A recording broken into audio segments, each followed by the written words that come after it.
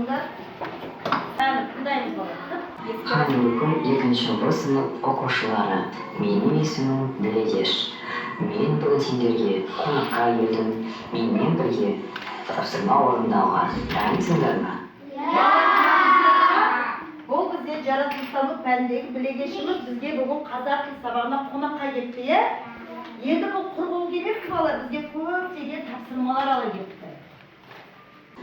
Балалар, үй тапсырмасына дайынсыңдар ма? Болса, әнеки, бәріміз бірге орындайық.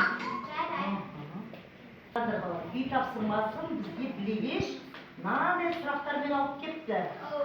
Тыңдаймыз. Сұрақ. Сөйлемнің неше түрі бар? Айтсын ба?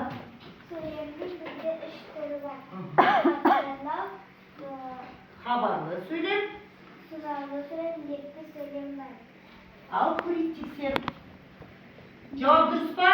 Жұмалап қойып, жарайды айтсын ба? Келесі сұрақ. Сұраулы сөйлемнің соңында қандай тыныс белгі болады? Інжу. Сөйлем соңында сұраулы белгісі. Сұрау белгісі қойылады дейді. Ал тексерейік. Дұрыс болды ма? Тамаша, Інжу. Келесі. Лепті сөйлем дегеніміз не? Аяла. Лекті сөйлем дегеніміз ол адамның көңіл күйі. Кім толықтырады? Кім толықтырады? Адият?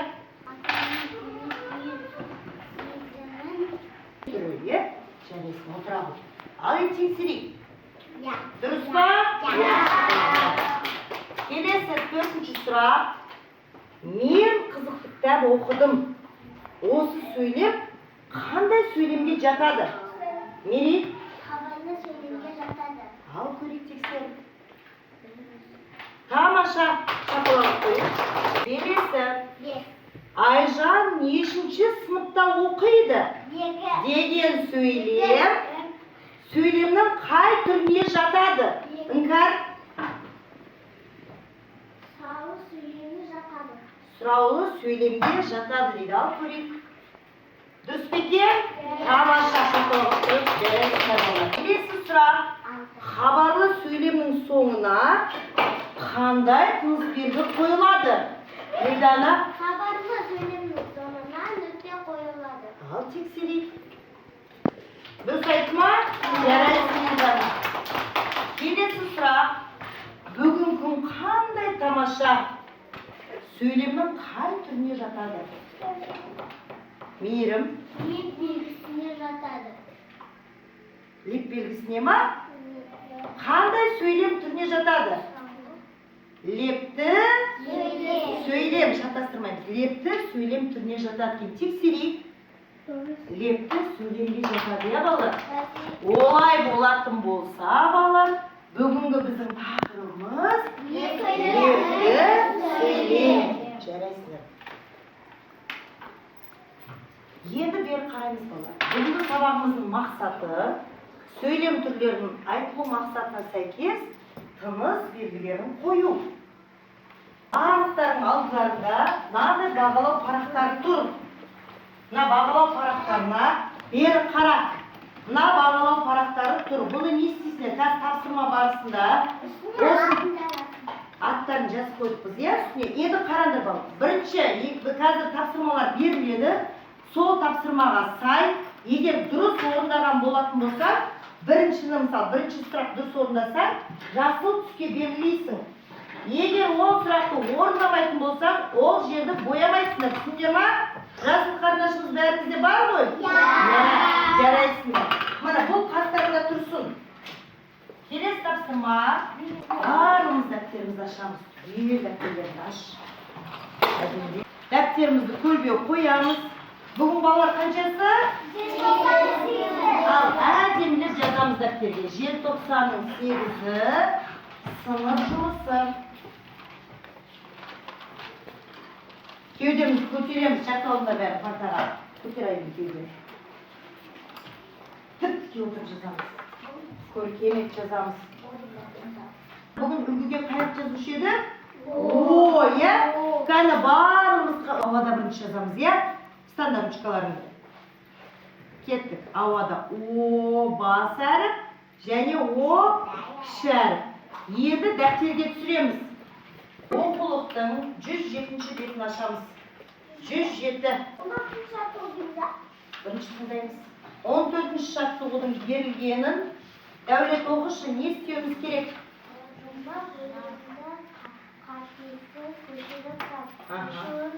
Шешуін тап. Жұмбақты қатесіз көшіп жазу үшін біз бірінші жұмбақты оқуымыз керек, е? Енді ана жақсылап тұр, оқы. Bir yerimde жаз, bir yerimde күз, bir yerimde қыз, bir yerimde көктем, керемет алып неткен. Енді балалар бұл жұмбақ, е? Енді қараңдар, бір жерінде жаз, бір жерінде күз, бір жерінде қыз, бір жерінде көктем, керемет алып неткен дейді. Жыл мезгілі. Жыл мезгілі ма? Жер? Жер шары екен балалар. Жер шары. Енді әдемілеп дәптерге 14-ші жаттығуды жазамыз. 14-ші жаттығу.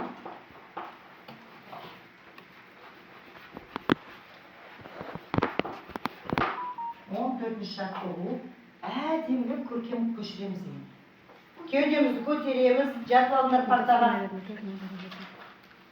Бағалау парақтарына 1, 2, 3 дегенді бояп қоямыз, е, жасыл түспен. Үшеуіне. Өйткені 3 бай тұрғана жерде түспен. Ең бағалау парақтарына.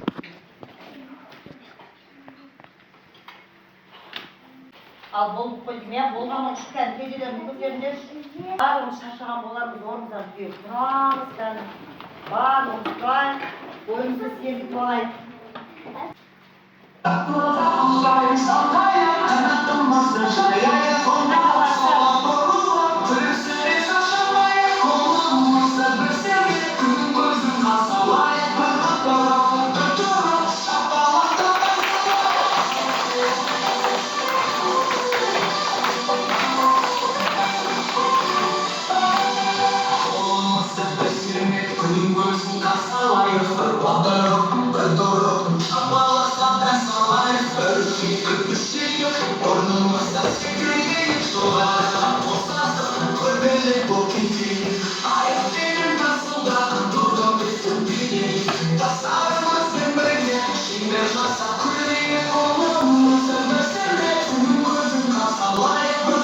Енді балалар біз 3 топқа бөлініп отырмыз, е?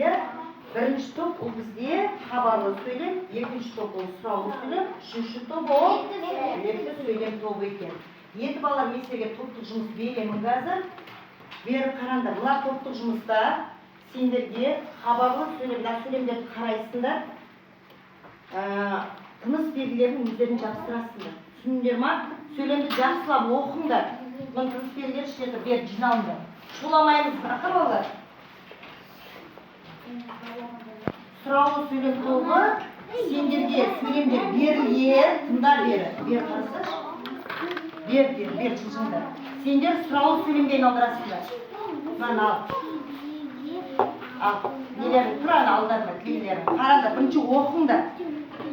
Үшінші топ, сендер лекті сөйлем тобысыңдар. Енді сендерге де тұрасы бірінші топтағындай тыныс белгілерін қоясыңдар. Шуламаймыз. Жиналыңдар бері қарай. Bir adam жастырсын. Қараңдар, бірінші жақсылап оқыңдар, қанша жастырып тұрмаңдар.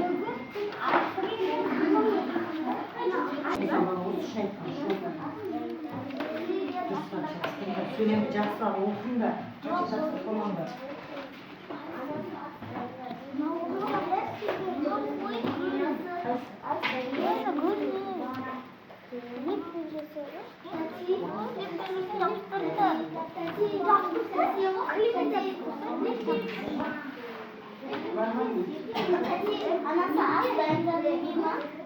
Oylan.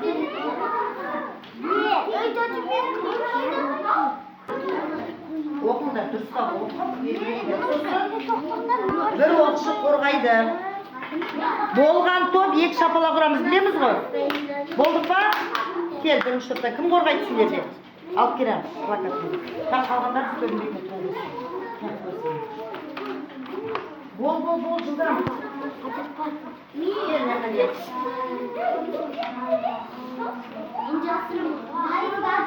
Оқытыр, Дадия. Қас қорғайсың. Lan ütülüyoruz.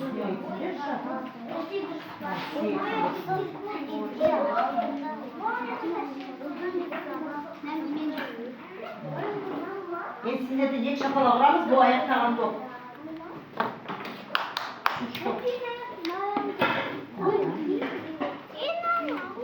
Okusunlar. Kim çağırdı bunu? Turgu basıka. Bolluk var. Aşağıda olmayınız var. Sizde de kim koraydı? Alganların orunlarına otururlar da bana. Sumaya Cahit. Şimdi top bolluk var. Şapala uğramız. Bolsak yetirir. Bir, yetsen.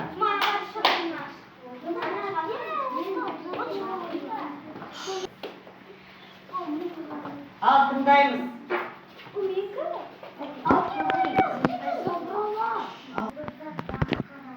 Ya soğuna qanday tüspeli olib chiqdilar? Ne sebepten ütke qo'ydilar?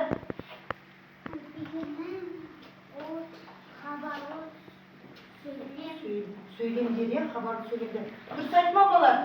Şapala olib qo'yamiz, raislarga o'tiramiz. Kelasizlar, birinchi top. Ikkinchi top. Qo'rg'ab.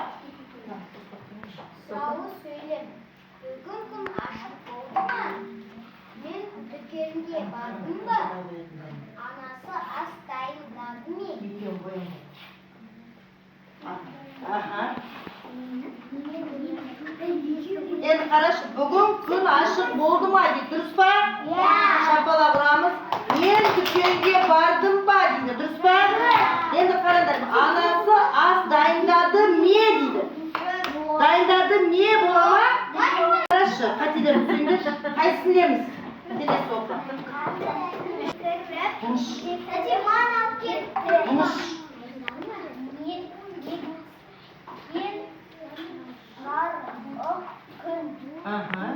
Ularning barining so'ngida qanday belgi ne sebepti? Ne sebepti lekni qo'ydilar bola? Al. Ko'tarinki dауыспен o'qiladi, biz aytasizlar, және quvonishdi, o'kinishdi, sezildi. Endi durust bo'ldimi? Ikkinchi top. Endi ikki topga shapaloq urib qo'yamiz. Endi ber qaranglar bolalar, mana. Mana o'rtaga topsirmani astida ikki nesin bo'yanglar. To'q ko'zlarni. Ikkiyon bo'yangiz, ikkiyon arqara jalashtirdilar, ikkiyon bo'yanglar. Travesiç, parçalarında travesiç. Son mana жерде сөйлемдер шашылып тұр. Сол сөйлемдердің ішіне хабарлы сөйлемдер тауып, мынаның астына жазып. Түсіндіңдер ма? Міне екеуіне, екеу ара жұмыс істейді. Екеу ара.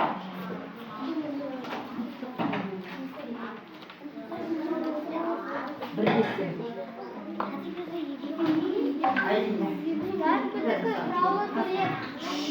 Енді тағаны сөйлемдер үшін сұрағы сөйлемдер.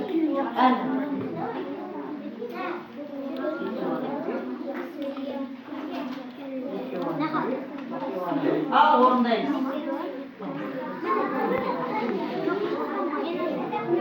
Жабыстырамыз. Тапқан сөйлемізді жабыстырамыз. Қара, мансар, жұмыстеңдер, тапына жіберіп сөйлемдер.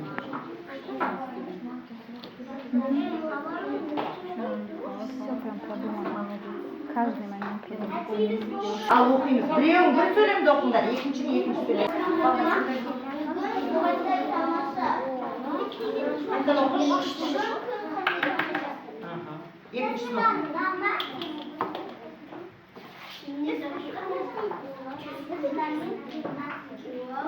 Оқы екіншісін жалғас. Қалай оқимыз деп сөйлем, дұрыстап оқы. Оқы.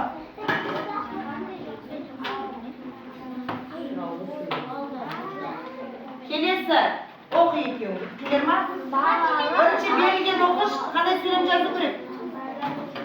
Хабар бергенде балалар алаңда топ ойнап жүр.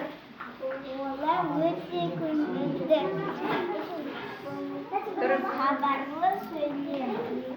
Олар көңілді. Балалар алаңда топ ойнап жүр. Молодец. Екеуміз де оқыдық па? Оқыды. Екі жұрттары. Дұрыс. Дұрыс.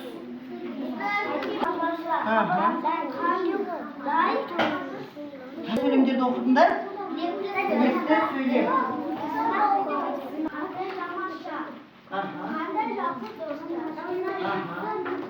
Кімге жаңа дұрыс деп айтты? Сендер екі ұпай, екі жаңа мені бояйсыңдар, міне. Екі торгөзді бояндар жаңа бағалаудағы. Ал бұл тапсырманы жабамыз балалар. Енді балалар, жеке жұмыс әркім өзі орында, ешкім таласпайды. Бері қара, мына жерде балалар сөздер адасып кеткен. Сол адасқан сөздерден сөйлем құрау керек. Тек қана осы сөздер пайдаланасыздар, басқа сөзді қосып жүрмеңдер, жарай ма? Баста. Ана, екі.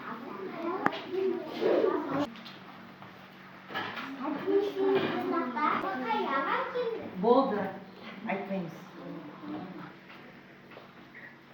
Сөйлемді жазған кезде арасына үтірлетіп қоймаймыз. Ұмыт кетпеңдер. Ол сөздер бұл, сөздер берілген ол. Сөйлем беріп тұрған жоқ. Сыза сал дейді. Ал жазамыз.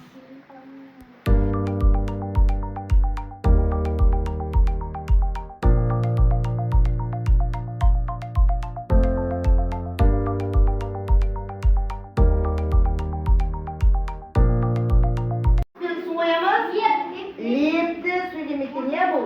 Келесі екіншісін кім оқиды бізге? Оқалайды. Күн қандай? Оны біз оқып қойдық қой. Қандай тамаша күн дейді. Соңына қандай түс белгісін қоямыз? Леп белгісі. Келесін, оқыш кім? Дарын. Мезгілі қандай керемет. Қандай керемет. Соңына қандай түс белгі қоямыз? Нүкте қоямыз ба? Леп белгісі. Соңғысын оқышы кім? Кім оқиды соңғысын? Ал оқы. Менің отаным Қазақстан. Менің отаным Қазақстан. Бәрімізде солай болды ма? Жарайсыздар. Енді балалар бұған үш несін қояндар? Үш төргөз. Кім дұрыс орындады? Кім түгел орындады? Карточкамыз жанымызға қойып қоямыз. Сабақтың соңында жинап аламыз. Жандарына жинай беріңдер яққа. Жандарына қойыңдар балалар. Қараңдаршы, кім қалай орындады? Тексеріп шығыңдар тақтамен. Қараңдар. Бәріміз осындай шықты ма? Кімдікі шыққан жоқ? Бір ұпай қоймайсыңдар, тек қана біреуін ғана бояйсыңдар. Түсінді ма? Ал келесі тапсырма. Келесі тапсырма балалар, бұл біздің сабақты қорытуымызға байланысты.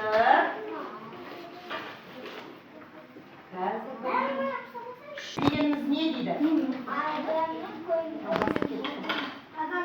Адамның көңіл күйін тез қолдарымызға қоямыз. Тек қана қол көтерімізді шығып белгілейміз. Келесі.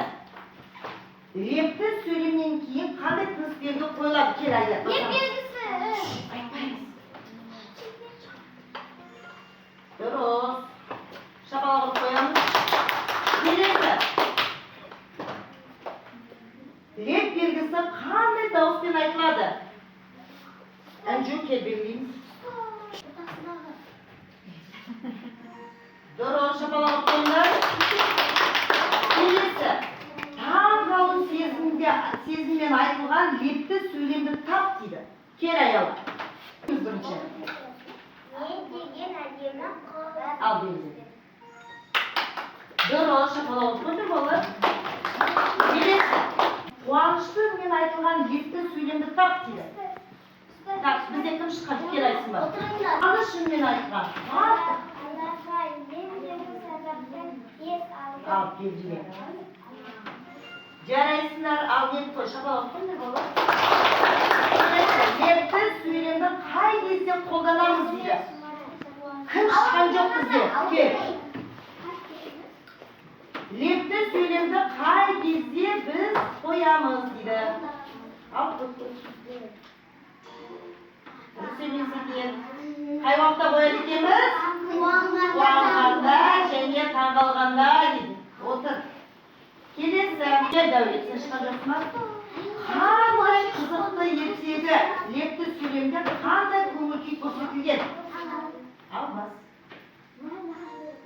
Дұрыс. Ал шапалақ қоямыз.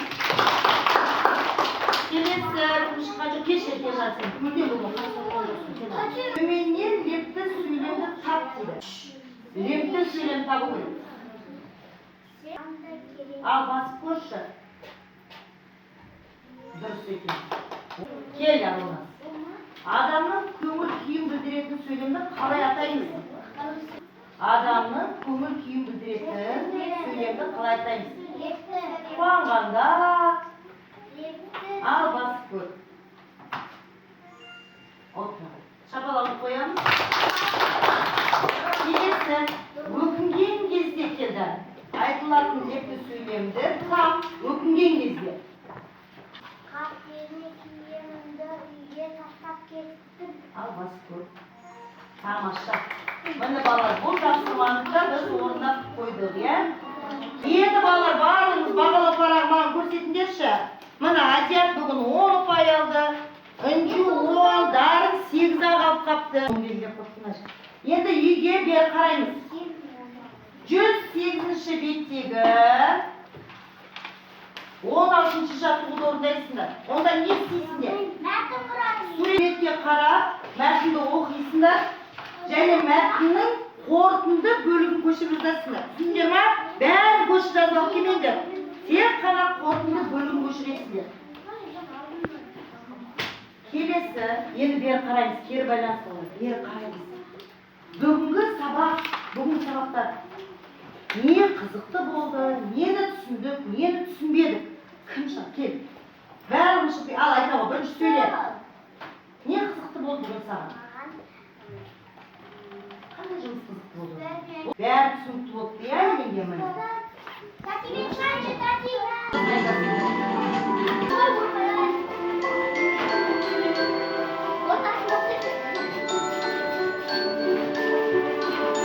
Ал бүгін барлығымызға түсінікті болды, иә, балалар сабақ? Енді барлығымыз орнымыздан түгел тұрайық. Барлығымыз орнымыздан тұрамыз. Сабағымыз осымен аяқталды.